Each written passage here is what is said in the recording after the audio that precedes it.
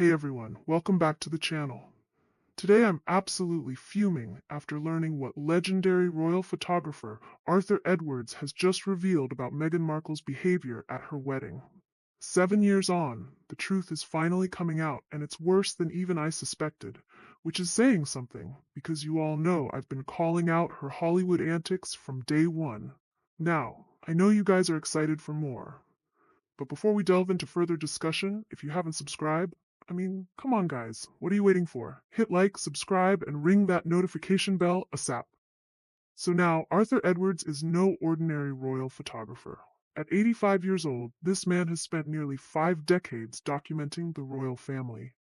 He's photographed everyone from the late Queen Elizabeth to Princess Diana to William and Catherine's beautiful wedding. When he speaks, we listen, because he has absolutely nothing to gain by lying and everything to lose if he wasn't telling the truth. And what he's revealed about Harry and Meghan's wedding has confirmed what many of us suspected all along, that their fairy tale was nothing more than a carefully orchestrated Hollywood production with Meghan as the star, director, and producer. Edwards didn't mince words. It was a disaster. I couldn't get out of Windsor quick enough. Can you imagine? This veteran photographer who's covered every major royal wedding saying this was the worst day of his career? That speaks volumes.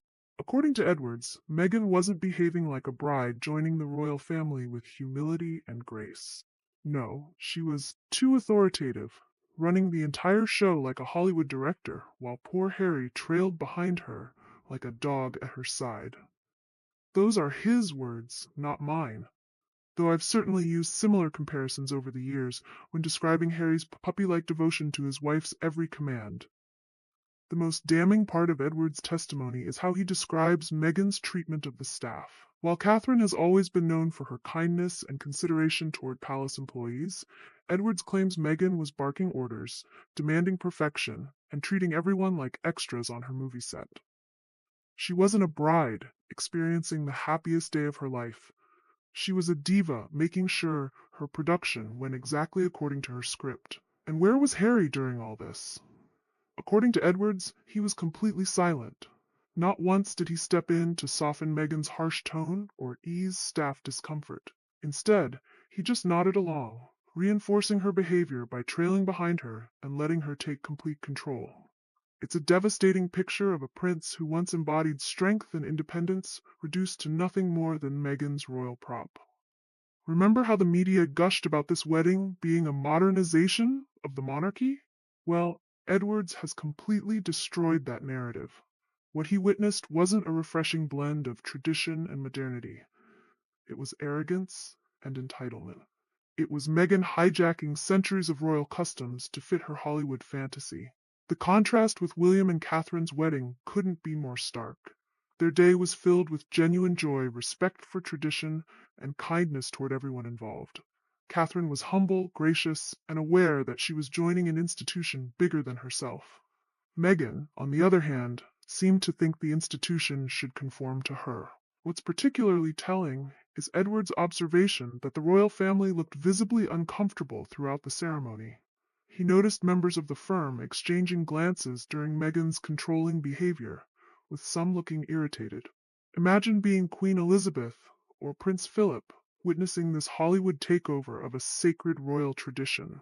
No wonder the family had concerns from the very beginning.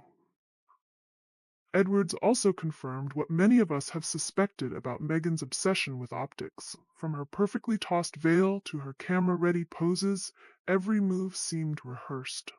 While the royal family acted naturally, Meghan appeared programmed for the cameras. Her focus wasn't on the meaning of the day or the vows she was taking. It was on how she would look in the photographs. Now, of course, Meghan is reportedly furious that her carefully constructed wedding day illusion has been shattered by someone with the credibility of Arthur Edwards. She can dismiss tabloids as gossip, but she can't dismiss a man who stood in that chapel and witnessed everything firsthand. His testimony carries the weight of truth, and that's what makes it so devastating to her brand. This revelation completely rewrites the history of that day. What the public thought was a fairy tale now looks more like a cautionary tale. Instead of love, people see manipulation. Instead of unity, people see control. Instead of Harry the groom, they see Harry the follower. The foundation of Meghan's modern royal brand has been cracked wide open, exposed as nothing more than a polished illusion. The irony in all this is that Meghan and Harry are still among the most talked about people in the world, but for all the wrong reasons. They're not trending because of achievements or service, they're trending because of scandals, failures, and embarrassments. Meghan's as ever brand collapsing under debt, Harry being booed at the Emmys, Meghan being shaded by Sophie Turner on live TV, Harry being ordered to pay nearly $800,000 in overdue taxes, and now their wedding being exposed as a performance rather than a sincere ceremony. This is a kind of fame built on failure. They're watched but not respected, discussed but not celebrated. And that has to sting for a couple who so desperately wanted to be taken seriously as global humanitarians and thought leaders. When I look at William and Catherine, I see a couple who understand their role as servants of the crown and the people. They carry themselves with dignity, work tirelessly for their causes, and never make it about themselves. Catherine's grace during her cancer treatment has been nothing short of inspirational, quietly focusing on her recovery while still thinking about her charitable projects. In contrast, Harry and Meghan seem obsessed with the spotlight while delivering very little of substance. They talk about service but practice self-promotion. They preach privacy but sell their most intimate family moments to Netflix. They claim to want reconciliation while continuing to attack the royal family at every opportunity. Arthur Edwards' revelations about the wedding are just the latest piece in a pattern that's become impossible to ignore. Meghan entered the royal family not to serve, but to use it as a platform for her own ambitions. When she discovered that royal life is about duty rather than celebrity, she convinced Harry to abandon his family, country, and responsibilities. The saddest part in all this is what's happened to Harry. The man who once charmed the world with his cheeky smile and genuine commitment to wounded veterans has been reduced to a shadow of his former self. In Edward's description of him as a dog at her side, we see just how far he's fallen, from beloved prince to obedient spouse trailing behind his domineering wife. I can't help but wonder what Princess Diana would think if she could see her son today. The Harry she raised was brave, independent, and committed to service.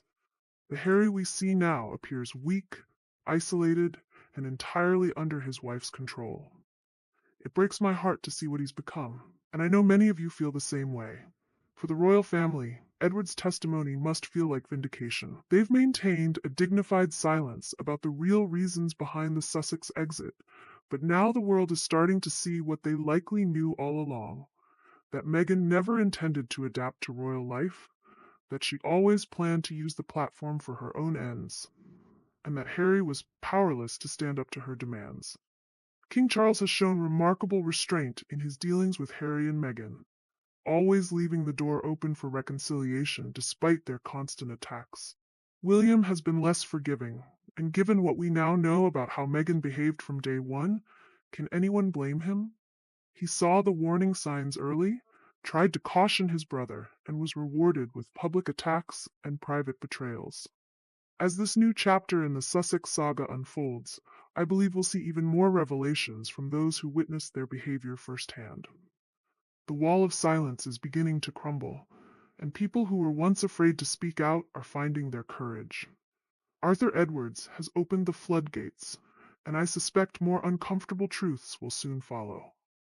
For Meghan, this must be her worst nightmare. She spent years carefully crafting her image, controlling her narrative, and presenting herself as a misunderstood victim of a cruel institution. Now, a respected royal photographer with nothing to gain and nothing to lose has shattered that carefully constructed facade.